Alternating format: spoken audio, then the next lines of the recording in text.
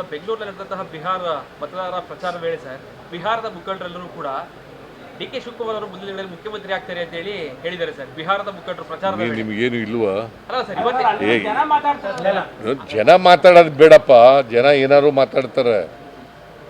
High command ಯಾರು ಯಾರ್ರೀ high command? Sonia Gandhi ಅವರು, ರಾಹುಲ್ ಗಾಂಧಿ ಅವರು, ಖರ್ಗೆ ಅವರು, ಅವ್ರು ಮಾತಾಡಿದಾರ?